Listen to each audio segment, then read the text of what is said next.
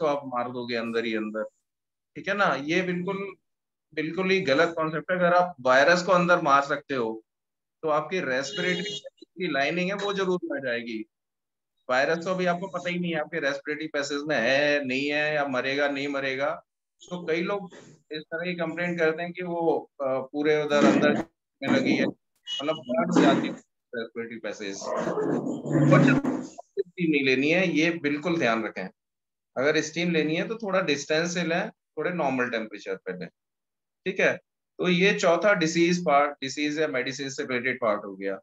First हमने कहा SMS, second vaccine, third health, fourth disease से रिलेटेड पार्ट हो गया, मेडिसिन से रिलेटेड पार्ट हो गया। फिफ्थ है पॉजिटिव माइंडसेट। आप स्ट्रेस फ्री रहेंगे अगर, आप कूल एंड काम रहेंगे, पॉजिटिव रहेंगे, ठीक है ना, और फालतू में दुखी या परेशान नहीं होंगे, तो ये भी आपका एक बहुत अच्छा सेफ गार्ड है। उससे क्या होता है, बहुत सिंपल वे में समझाता हूँ मैं इसको भी आपको, कि जब हम दुखी होते हैं, स्ट्रेसफुल होते हैं, तो जो स्ट्रेस रिलेटेड हार्मोन या जो हमारे अंदर होते हैं उनका लेवल हमारे अंदर हाई रहता है।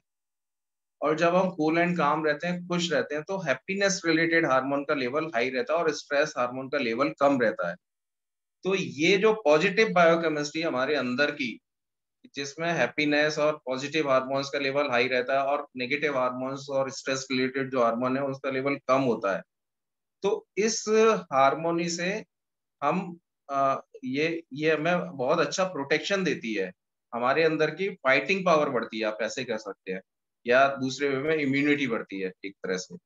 तो अगर ये पांचों चीज आप अप्लाई करेंगे तो आपको खुद को शायद सुन के महसूस हो रहा होगा कि आपका प्रोटेक्शन एक नॉर्मल पर्सन जो इन चीजों को नहीं अप्लाई कर रहा है या एक दो चीजें अप्लाई कर रहा है उनसे कहीं ज्यादा बेहतर होगा। आपके बचने के साथ चांस, खासकर सीवियर डिसीज से बचने के चांस और मरने के चांस बहुत बहुत मिनिमाइज होंगे।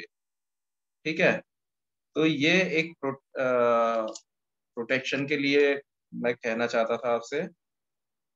तो अब मैं डॉक्टर नीरज से बोलूंगा कि अगर ट्रीटमेंट और कैसे मैनेज करना है अगर डिसीज हो। Very nice doctor Praveen. तो देखो एक ओवरऑल बहुत ही कितना फैंटास्टिक डिस्क्रिप्शन किया डॉक्टर प्रवीण ने, और उन्होंने बताया कि पॉजिटिव माइंडसेट जो है वो एक बहुत बड़ा स्ट्रॉन्ग आपका गार्ड होने वाला है। आप ये एनालाइज करके देखो, एक सॉरी नॉर्मल डॉक्टर, सिंपल सी एक बहुत या अच्छी बात करना चाह रहा हूँ कि सुदर्शन क्रिया ना, ये इन चीजों के लिए प्राणायाम की बहुत इफेक्टिव टेक्निक है, साथ में मेडिटेशन भी हो जाता है, पॉजिटिव माइंड सेट रहता है। तो इस तरह से वन ऑफ द मतलब एक अच्छा सेफ गार्ड है वैक्सीन की तरह ही। Very nice. तो फर्स्ट प्रोटेक्शन जैसा डॉक्टर प्रवीण ने बताया, फर्स्ट प्रोटेक्शन है वैक्सीनेशन, और सेकंड प्रोटेक्शन है कि आप अपनी कितने हेल्थ को, अपनी बॉडी को, अपने लंग्स को और अपने ब्रेन को, ये तीन पार्ट्स एक्ट करेंगे आपके डिफेंस के फॉर्म में ना। और इसमें आज की डेट में सबसे पहला जो सबसे जहां पे हम वीक हो रहे हैं ना, and I am telling you कि कम से कम 50-60% जो एडमिशन हो रहे हैं वो इसलिए हो रहे हैं कि हम स्ट्रेस और एंजाइटी की वजह से जो एक मिनिमल सिम्टम्स है उसको सीवियर डिसीज में कन्वर्ट कर रहे हैं, क्योंकि हम हैंडल नहीं कर पा रहे पॉजिटिव माइंडसेट के साथ। तो उस पॉजिटिव माइंडसेट के कंटेक्स्ट में we have Amita ji with us. She is a very famous psychologist and helps in motivation and all those psychological issues. तो पहले मैं इनको इनवाइट करूंगा इनके सेशन के लिए कि हम सबसे ऊपर टॉप स्टोरी से कैसे स्टार्ट करें जो ब्रेन वाली है पॉजिटिव माइंडसेट की। तो Amita ji, you are on. Good morning LFU, कैसे हैं आप सब लोग? थोड़ा सा पॉजिटिव होना है हमें, आज से हम शुरुआत करेंगे, because I am your happiness coach. See, अभी हम जो देख रहे हैं ना, इतना कोविड टाइम में 1 साल से इतनी नेगेटिविटी हो रही है, बहुत ज्यादा नेगेटिविटी हो रही है। जो अभी ये सेकंड फेज आया है, इसमें हम यही कहेंगे कि बहुत ज्यादा नेगेटिविटी हो रही है। जैसे अभी प्रवीण सर ने भी कहा है कि हमें पॉजिटिव होना बहुत जरूरी है, हमें गुड हार्मोन्स रिलीज करना बहुत जरूरी है, जिससे हम आगे के लिए फाइट कर सके। सी, अभी और जैसे सब एक एक चीज होती है सबको, कि एंजाइटी में जैसे अभी बहुत ज्यादा सब लोग जा रहे हैं, उन्हें ये लगता है कि हम ही एंजाइटी में है, हम ही डिप्रेशन में है। ऐसा नहीं है, सबको ये चीज इफेक्ट कर रही है, all over India, all over world effect कर रहा है। सबके घर में प्रॉब्लम्स हैं, सब लोग परेशान हैं। सो हमें मिलके इस चीज का सॉल्यूशन करना है। तो हमें सबसे पहले सबको ये कह रही हूँ कि करेक्ट स्टेट ऑफ माइंड, ठीक है, शुरुआत हमें अपने से करनी है, खुद से। पहले सेल्फ केयर, सेल्फ लव बहुत जरूरी है। हमें खुद की चिंता करना बहुत जरूरी है। हम अगर अपना खुद का नहीं सोचेंगे तो हम अपने घर वालों का नहीं सोचेंगे, हम घर वालों का नहीं सोचेंगे तो हम अपने नेबर्स का नहीं सोच पाएंगे। तो स्टार्ट विथ योर सेल्फ। खुद पॉजिटिव होइए, खुद को ऑर्गेनाइज कीजिए। इस जो लॉकडाउन का टाइम है, ये जो सब चीजें चल रही है, इसका टाइम का यूटिलाइजेशन करना बहुत जरूरी है। जैसे कि हम सब कह रहे हैं कि अभी ऑफिस जाना नहीं है, स्कूल कॉलेजेस जाना नहीं है, तो हम आराम से उठेंगे 9-10 बजे, फिर वही है ना, जैसे संडे टाइप का ही मनाएंगे। तो वो एक संडे टाइप भी मनाते मनाते सब लोग दुखी हो गए कि हम कब तक संडे मनाएं। सो ऑर्गेनाइज कीजिए अपने आप को, एक्सरसाइज कीजिए, और जैसे अभी सब लोग आयुर्वेदिक काढ़े भी ले रहे हैं, होम रेमेडीज भी चल रही है, तो वो सब चीजें कीजिए। हाँ, अपने आप को टाइम देना बहुत जरूरी है इस टाइम के लिए। पॉजिटिव थिंकिंग, पॉजिटिव होना बहुत जरूरी है। जैसे मैं अभी जैसे एंजाइटी की बात करते हैं, कि एंजाइटी अभी सब लोगों में हो रही है, ऐसा नहीं है एक दो में है या जिनको कोविड हो। योगा, एक्सरसाइज, मेडिटेशन, माइंडफुलनेस बहुत जरूरी है। हर चीज को, जैसे हम खा रहे हैं तो उस पर ध्यान दीजिए। ग्रैटिट्यूड, फॉरगिवनेस भी बहुत जरूरी है। इस टाइम हम अपनी चीजें जितनी डेवलप कर सकते हैं उतनी हमें करनी है। ग्रैटिट्यूड रखिए, मॉर्निंग में डेली ग्रैटिट्यूड कीजिए कि थैंक यू गॉड, मुझे आज का ये सुबह मिल रही है। थैंक बात कर रहे हैं, इट्स 12% ही बात कर रहे हैं कॉन्शियस माइंड से, सब कॉन्शियस माइंड इज 88%। तो हमें ये ध्यान देना है, हम 70,000 थॉट्स आ रहे हैं, उसमें 10 से 15 चीजें ही हमारे काम की होती है, उतनी ही हम कर पाते हैं। सो हमें देखना है कि हमें कौन सी चीज पे ज्यादा फोकस करना है, पॉजिटिव थिंकिंग पे या नेगेटिव थिंकिंग पे। जब हम रोड पे जाते हैं तो हमें गंदगी दिखती है तो हम कैसे उसको यूं कर लेते हैं, नाक बंद कर लेते हैं, उसी तरह से है नेगेटिविटी। और जैसे ही हम गार्डन देखते हैं, बिल्डिंग्स देखते हैं, तो हमारी एकदम आईज एकदम ब्लिंक कर जाती है, हमें अच्छा लगता है। तो इसी तरह से देखना है कि हमें पॉजिटिव देखना है, सराउंडेड विथ पॉजिटिविटी, हमेशा positive positive. Thank you so much, Amita ji. Thank you. She is has a multiple sessions, and it was very grateful to her on short notice. She found time, and in future, we'll be having more and more sessions from.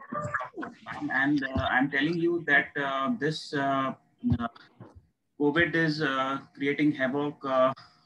कल की बात है, एक doctor, resident doctor जो Covid में duty कर रहे थे, काफी लोगों की लाइफ बचाई, और फिर अल्टीमेटली लाइफ नहीं बचा रहे थे तो वो डॉक्टर ने ही खुद सुसाइड करी है। And these things are happening. जो इतने स्ट्रांग लोग हैं, इतने मेंटल चैलेंजेस आने वाले हैं, तो एक इम्पॉर्टेंट ये है कि आपको ऑब्जर्व करना है, केयरफुली ऑब्जर्व कि आपकी नियत कौन सा ऐसा पर्सन है जो मेंटली स्टेबल नहीं रह पा रहा है, उसको रिकॉग्नाइज करना, आइडेंटिफाई करना है। और फ्यूचर में we will be taking more and more sessions with Amita ji, and we want to help out कि हम लोग किस तरह से पॉजिटिविटी से इस जो चैलेंज हमारे सामने आया है इसको we have to overcome. So thank you so much, Amita ji. Thank you, sir. Thank you so much, sir. Thank you, everyone. See you soon. So, and finally, the last and the most crucial part, how to get the treatment of COVID. हमने question भी try किया, positive mindset भी रखा है, ultimately हमें exposure हो गया है, और अब ये हमारे लिए एक चैलेंज बनता जा रहा है। ये चैलेंज बनता जा रहा है क्योंकि the difference between the 2020 virus and 21 इस बार के वायरस का इम्पैक्ट ज्यादा है। We have to try hard, we have to prevent ourself, but अगर कहीं पे इम्पैक्ट हो गया है तो हमें हिम्मत नहीं हारनी है, क्योंकि कहीं ना कहीं इस वायरस की पेनिट्रेंस ज्यादा है। पूरी कोशिश करनी बचने की, बट अगर आ ही गया पॉजिटिव तो हमें डरना नहीं है कि ये क्या हो गया, अब क्या होगा। इसका क्योर रेट बहुत अच्छा है, इन्फेक्टिविटी ज्यादा है बट क्योर रेट भी अच्छा है। तो क्या करना है हमें, कैसे, बेसिक चीजों को हम डिस्कस करेंगे। जिस दिन आपको फीवर आता है या जिस दिन आपका आरटीपीसीआर आपने किया, उसको हम काउंट करेंगे, उसको डे 0 या डे 1 बोलेंगे हम लोग, डे 0 या डे 1। तो कोविड की नेचुरल हिस्ट्री में कुछ दिन बहुत इंपॉर्टेंट हैं, तो वो अल्टरनेट डे हैं, जैसे 1, उसके बाद डे 3, डे 5, डे 9 और डे 11 ना। डे 0 या डे इसलिए इम्पोर्टेंट है कि अगर हमें फीवर उस दिन से चालू हुआ है या हमारा RT-PCR उस दिन पॉजिटिव आया तो वो डे 1 है, तो हमें उस दिन ये पता करना जरूरी है कि क्या इम्पैक्ट हुआ है उस वायरस का हमारी बॉडी पे, है ना। तो एक तरह से कोविड वायरस को हम ऐसे माने कि एक तरह से चोर है जो हमारे घर में एंटर हो गया है। तो हमने RT-PCR कराया, वो पॉजिटिव आ गया, तो हमें ये तो पता चल गया कि चोर आ गया है, बट उसने अंदर कितना आग कितनी लगाई है हमारे घर में, डिस्ट्रक्शन कितना किया है, वो हमें पता चलेगा इम्यून मार्कर से, CRP लेवल से। तो अगर हमने डे 0 या डे 1 में CRP लेवल करा लिया और उसकी वैल्यू 10 से ज्यादा आती है, तो इसका मतलब है कि थोड़ा इम्पैक्ट उसका ज्यादा है, तो हम सब्सिक्वेंटली फॉलो अप उसको कर सकते हैं। तो ये इसलिए डे 0 या 1 की इंपॉर्टेंस है। उसके बाद डे 3 इंपॉर्टेंट है। नॉर्मली क्या होना चाहिए कि 2 या 3 दिन में फीवर जो स्टार्टिंग में रहता है वो सेटल डाउन होना चाहिए डे 3 से। अगर डे 3 में भी फीवर परसिस्ट कर रहा है और आपकी टॉक्सिसिटी लेवल बहुत ज्यादा है, फैटीग बहुत ज्यादा है, आपको रेस्पिरेटरी डिफिकल्टी आ रही, तो ये अलार्म साइन है। डे 3 पे आपको फुल्ली एक्टिव होके किसी फिजिशियन या पल्मोलॉजिस्ट से you have to get evaluated. Again आपको इम्यून मार्कर्स कराने, खुद नहीं कराने, विद फिजिशियन और पल्मोलॉजिस्ट कराने। असेस करना है कि आपका लंग का इन्वॉल्वमेंट क्या हुआ है डे 3 में। और अगेन उसके बाद डे 5 सबसे ज्यादा क्रूशियल है। डे 5 एक ऐसा है जो आपको बताएगा कि आप किस डायरेक्शन में जाओगे, इंप्रूवमेंट की तरफ जाएंगे या न जाएंगे, वो डे 5 से डिसाइड होता है। तो अगर ये सारे टॉक्सिक सिम्टम, फीवर डे 5 के बियॉन्ड परसिस्ट कर रहे हैं और अगर डे 5 तक आपने कोई ट्रीटमेंट नहीं लिया है, डे 5 पे CT, चेस्ट या दूसरे इन्वेस्टिगेशन आपको करना मस्ट है, क्योंकि आपको अब डिसाइड करना ही पड़ेगा। अब आपको ट्रीटमेंट इसका लेना ही पड़ेगा, क्योंकि now it has started infiltrating into the lungs. तो डे 5 6 के आसपास एक बहुत स्ट्रॉन्ग फीवर का सर्ज आता है डे 5 के आसपास। तो ये इंडिकेट करता है बेसिकली कि अब ये आपका वायरस लंग्स की तरफ जा रहा है। तो ये हमें बहुत अलर्ट रहना है डे 5 में। प्रॉपरली हमें ट्रीटमेंट लेने, ट्रीटमेंट के बारे में ज्यादा मैं डिस्कस नहीं करूंगा इसमें, क्योंकि beyond the scope of this है। उसके बाद इम्प्रूवमेंट की तरफ हम जाएंगे तो डे 9 बहुत क्रूशियल है। डे 9 में यूजुअली क्या होता है कि जो ठीक अगर हमारी बॉडी ने रिस्पॉन्ड किया, हमने सही ट्रीटमेंट लिया है, तो उसका धीरे धीरे इन्फेक्टिविटी रेट कम हो जाता है वायरस का, और हमारी बॉडी एक पॉजिटिव वे में आ जाती है। और यूजुअली ऐसा मानते हैं कि डे 9 से डे 14 के बीच हम नॉन इन्फेक्टिव भी हो जाते हैं। तो डे 9 से डे 14 के बाद हम नॉन कोविड हॉस्पिटल में भी अपने प्रॉब्लम्स का ट्रीटमेंट ले सकते हैं, क्योंकि वायरस कुछ ना कुछ इम्पैक्ट तो करेगा आपके ईसोफेगस पे, स्टमक पे, लंग्स पे, लिवर पे। तो हम डे 14 के बाद नॉन इन्फेक्टिव हो गए तो we can get treatment from a non COVID centre as well. तो ये सीक्वेंस बहुत इंपॉर्टेंट है। डे 1 पे हमें अलर्ट होके हमेशा, और इम्पॉर्टेंट है कि हमें डरना नहीं है। हम क्या है, कराते नहीं RT-PCR, we have to do RT-PCR। And this I also request also जो RT-PCR नहीं करा रहे हैं due to some reason, because हमें कुछ आइडिया ही नहीं लगेगा क्या है। अगर हमने डे 1 पे डे 1 या जो भी सजेस्ट सिम्टम पे नहीं कराया, पता नहीं हम क्या हैंडल कर रहे हैं। तो it's very important for us to do RT-PCR। और फिर उनको डिपेंडिंग अपॉन द सिम्टम हम ग्रेड करते हैं कि वो एसिम्टोमेटिक है तो होम क्वारंटाइन में ठीक हो सकते हैं, माइल्डली सिम्टोमेटिक है, मॉडरेटली है या सीवियर है। इनमें 2-3 चीजों का असेसमेंट इंपॉर्टेंट है। एक तो जो आपका ऑक्सीजन सैचुरेशन लेवल है, जो बार बार बताया जा रहा है कि कहीं ना कहीं ये 95 के ऊपर होना चाहिए। अगर 95 के नीचे रहता है तो आपको इसको फ्रीक्वेंट चेक करके और डिफरेंट इवैल्यूएशन करना। आपकी ब्रीदिंग डिफिकल्टी कितनी है, अगर आपको ब्रीदिंग डिफिकल्टी है, एक्सर्शन हो रहा है, तो ये एक इंडिकेशन है कि आप डिटेरियोरेट हो रहे हो। परसिस्टेंट अगर फीवर आपका चल रहा है, परसिस्टेंट खासकर 5 दिन निकल गए हैं फिर भी फीवर है, इट्स अ श्योर साइन कि आपकी बॉडी में इन्फ्लेमेशन परसिस्ट कर रहा है and it is encroaching lungs. तो स्टार्टिंग के 2 डे का फीवर इज ओके, बट अगर वो चौथे 5वें दिन के 5 से 7 दिन के बीच अगर fever, it's a very high alert. इस टाइम पे हमें अलर्ट होके ही फिजिशियन पल्मोलॉजिस्ट से we have to get our investigation and get treated. Again ये इंपॉर्टेंट है कि ओवर मेडिकेशन हमें नहीं करना है, ओवर मेडिकेशन नहीं करना, सेल्फ मेडिकेशन नहीं करना है। हमें डेफिनेटली किसी physician, pulmonologist, intensivist, general care taker जो इसके लिए वेल वर्स्ड है, मेडिसिन के जो इफेक्ट्स जानता है, मेडिसिन के साइड इफेक्ट्स जानता है, उसके संग रह के हमें इसका ट्रीटमेंट करना है और अपने जैसे बता पॉजिटिव रखना बहुत जरूरी है। आई एम टेलिंग यू, ये बहुत डॉक्टर प्रवीण ने बताया, डॉक्टर अमिता जी ने बताया, ये हमारे लिए बहुत इम्पोर्टेंट है। अगर एक सिम्टम जो हमें पॉजिटिवली हम हैंडल करेंगे वो हमें उससे रिकवरी में हेल्प करेगा, और अगर हमने नेगेटिव माइंडसेट डाल दिया, उसमें नेगेटिव माइंडसेट डाल दिया तो हर चीज हमें क्या बोलते हैं नेगेटिविटी की तरफ ले जाएगी, और हार्मोन्स और बॉडी के जो वीगल टोन हार्मोन्स वो नेगेटिवली होके हमारे ऑक्सीजन रिक्वायरमेंट इतनी बढ़ा देंगे, में टेकीकार्डिया, डिस्निया डेवलप होने लगेगा। Confidence is very important, confidence is very important and self faith is very important, लेकिन ओवर कॉन्फिडेंट भी नहीं होना, बड़ा नैरो जोन है ये, है ना। इसमें डेफिनेटली कहीं ना कहीं रेगुलर एक्सरसाइज, और जिन लोगों ने सुदर्शन क्रिया नहीं सीखी है, आई टेल यू कि इससे बेटर टाइम नहीं है इसको सीखने का। ये डेफिनेटली आपके लंग्स की रेस्पिरेटरी रिजर्व को तो इम्प्रूव कर ही रहा है, आपकी इम्यून सेल्स को भी 33% इंक्रीज करता है वो बॉडी में। तो इतना इतना ये स्ट्रॉन्ग कॉम्बिनेशन जो 3 लेवल पे एक्ट कर रहा है, पॉजिटिव माइंडसेट आपके ब्रेन को दे रहा है, लंग्स को एनहांस कर रहा है, इम्यून सेल्स को बढ़ा रहा है, ये 3 combination with 30 minute of Sudarshan क्रिया इंडिस्पेंसिबल है। अगर आपने नहीं सीखी है तो फर्स्ट मैं कहूँगा वैक्सीनेशन जो प्रोटेक्शन दे सकता है, and second is Sudarshan Kriya. I am a doctor practising medicine for 20 years and I always believe in evidence based medicine. So we have lot of evidence of Sudarshan Kriya in prevention as well as early recovery in the COVID patients. So it has to be done. और मैं faith के संग कह सकता हूँ कि you will get much more from this. And we have so many good speakers here. So it was a really good discussion. And Dr. Praveen, would you like to add anything? Yeah, somebody have asked one question कि अगर fever नहीं है, cough cold है, कुछ भी है, तो भी उसका आंसर है कि तो भी कोविड हो सकता है। फीवर नहीं है तब भी कॉम्प्लिकेटेड कोविड हो सकता है।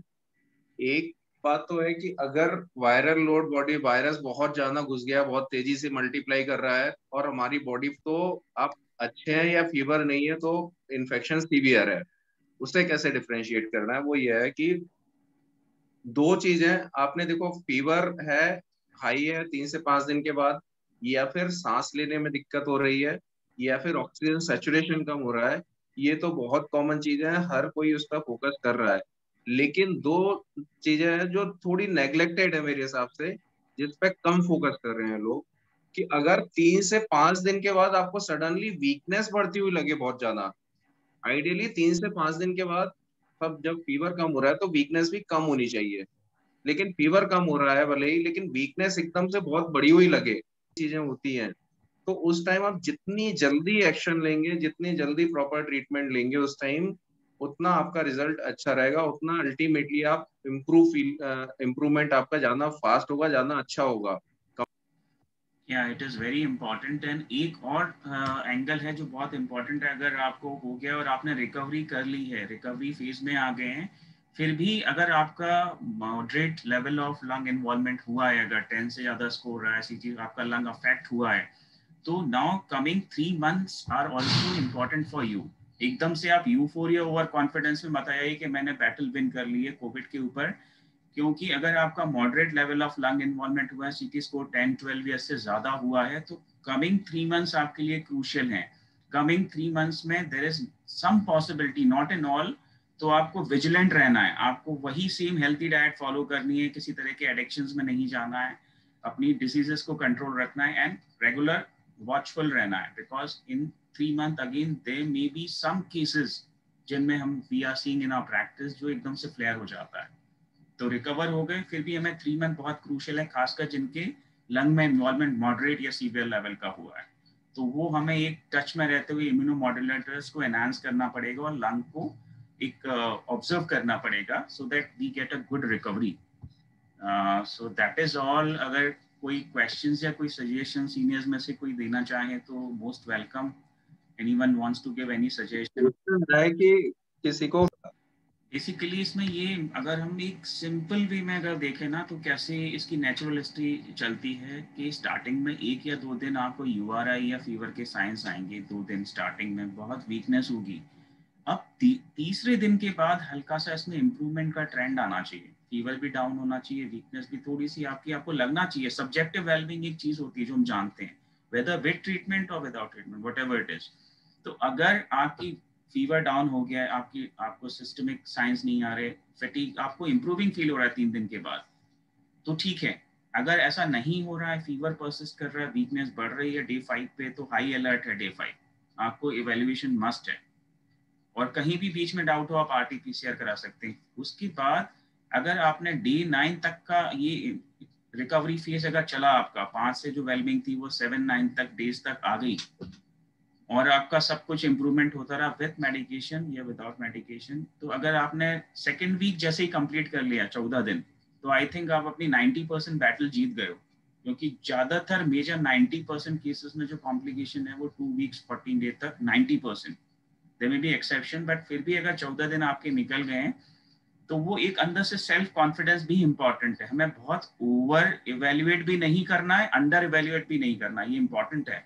बार बार जाके CT स्कैन, ब्लड टेस्ट भी नहीं कर रहे. ये भी एक क्वेश्चन है कि हर बार हम जाके HRCT करा लें, 4-5 बार CT स्कैन करा लें, या इम्यून मार्कर्स करा लें जो हमने कभी नहीं कराए, वो भी नहीं करना है. और एकदम से इग्नोरेंट भी नहीं होना है. स्ट्राइकिंग बैलेंस है. तो आपको केयरफुली खुद को ऑब्जर्व करना है कि डे 2 में जो मुझे 1 और 2 में जो आया था, अब वो क्या इंप्रूव हो रहा है, फीवर डाउन हो गया है, कितनी मुझे मेडिसिन, कितनी एंटीबायोटिक लेनी पड़ रही है, और उसकी रिक्वायरमेंट कम हो रही है, मैं इंप्रूव होता जा रहा हूँ डे 3 से 5 की तरफ, डे 9 आ गया है. तो वहां पे हमें एक पॉजिटिव बैलेंस, खुद को एक पॉजिटिव सेल्फ सजेशन देना जरूरी है, दैट आई एम रिकवरिंग, वो बहुत इंपॉर्टेंट है. और अगर ऐसा नहीं हो रहा है तो हमें फिर definitely we have to get evaluated and accordingly treated. Positive mindset बहुत इंपॉर्टेंट है. I am telling you, it's really important. और ओवर कॉन्फिडेंट, इग्नोरेंट भी नहीं होना है. स्ट्राइकिंग बैलेंस है. वैक्सीनेशन फर्स्ट प्रोटेक्शन है, देयर इज नो डाउट. आपको वैक्सीनेशन लेना है. अब जो सेकेंड फेज में ओपन हुआ है, जिन्होंने नहीं लिया उनको लेना है, क्योंकि ये श्योर है कि जो वैक्सीनेटेड है ना, उनको वो इन्फेक्शन भले ही हो जाए, बट उनको सीवियर इन्फेक्शन नहीं होगा. वो काफी हद तक अपने आप को बचा पाएंगे. और हमें सुदर्शन क्रिया जल्दी से जल्दी सीख के करनी चाहिए, इसमें कोई डाउट नहीं है, क्योंकि इसके अलावा हमारे पास बहुत कम मेथड्स हैं करने की. एक सिंगल 30 मिनट्स में positive brain, positive mindset, healthy lungs, healthy hormone flow and 33% increase in immune cells, nothing can give this. और कहीं से मिल ही नहीं सकता है 30 मिनट में. ये चैलेंज है. यस, और any questions, any suggestions from seniors? There are 2-3 questions in chat box. One is the question I have icy feeling in As per my the throat. recommendation, yeah. ICMR recommendation, at least 3 to 6 weeks gap should be there if you are affected by COVID after the first dose, before you get the second vaccination. 3 से 6 हफ्ते के बीच gap लेना आपको. We have many senior persons also. We have Dr. Jaseja sir also. Good afternoon, Jaseja sir. Would you like to share something? He is our physiology teacher from Gwalior Medical College that done a lot of international researches in physiology. He has multiple hundreds of publications in neurophysiology and all. Jaseja sir, few words we like to have from you. Can you hear me, Dr. Neeraj? Good morning, sir. Yeah, good morning, sir. Yeah. Can you hear me? Yeah, we can hear you, sir. We can hear you. Yeah. Can you hear me? Yes, sir. Yes, sir. Dr. Neeraj, let me first congratulate you. You are doing good work, right? And Dr. Praveen also. But I got this link quite late and I joined late, so I don't know. But Dr. Neeraj, can you come on the screen, please? Yes, sir. Yes, sir. I want to ask about my own daughter. Yes, sir. 29 years. Liver का involvement और intestine का involvement भी very frequently we are seeing. तो basically LFT एक बार कराने पड़ेंगे उसको, vomiting और हेपेटाइटिस गैस्ट्राइटिस की हाई पॉसिबिलिटी है, तो एक बार आई थिंक LFT उसके करने चाहिए और सिम्टोमेटिक ट्रीटमेंट देना चाहिए और थोड़ा सा वो करना चाहिए उसकी इवैल्यूएशन ब्लड टेस्ट का और सिम्टोमेटिक ट्रीटमेंट देना चाहिए। और मेरा नंबर पे आप कांटेक्ट कर लीजिएगा अगर कुछ इश्यूज आते हैं तो, बिकॉज इस नई स्ट्रेन में लिवर का इन्वॉल्वमेंट काफ़ी कॉमन है और डायरिया की प्रेजेंटेशन काफ़ी कॉमन है, 60 to 70% है पेशेंट डायरिया के 5 days बाद डायरिया के symptoms, pen abdomen and nausea vomiting, ये लिवर की ऑल्ट्रेशन, ये भी इस स्ट्रेन में देखने को काफ़ी कॉमनली मिल रहे हैं। तो कुछ नॉर्मल डायरिया की तरह प्रेजेंट कर रहे हैं या सिंपल हेपेटाइटिस के फॉर्म में भी प्रेजेंट कर रहे हैं काफ़ी पेशेंट्स, ये सिम्टम्स हैं इसमें, इस न्यू वायरस में। अच्छा, तो मेरा Dr. Neeraj, one last question. Sure. Should we also start taking doxycycline, ivermectin as prophylaxis? Yeah, I think ivermectin and doxycycline combination is a good idea, sir. Because actually, or should we wait for a report to come positive? Yeah, actually, sir, there are two things as one being very conservative, one being over aggressive. I think though it's an open platform, but over aggressive approach I think is better. So will you just a safe medication, not for all, but at least you are a doctor, so we can observe ourselves. So taking a doxycycline ivermectin combination starting with the early exposure, if we have in mind, it's a good idea. We should go for that. It will not. So as you said, you will write down in WhatsApp message to me. Please write down the medication. Sure. For my daughter and for us also. Sure. Please. Thank you. अच्छा, एक question ने पूछा है कि breast feeding बता रहा है Covid positive है, तो क्या प्रिकॉशन लेना है? तो पहली चीज, ब्रेस्ट फीडिंग से कोविड नहीं फैलता है, तो ब्रेस्ट फीडिंग कंटिन्यू कर सकते हैं क्योंकि एक्चुअली कोविड डायरेक्ट अगर अपना मास्क लगा के रखें। तो thank you all of us. Neeraj ji, एक क्वेश्चन पूछ सकता हूँ क्या? पूछिए।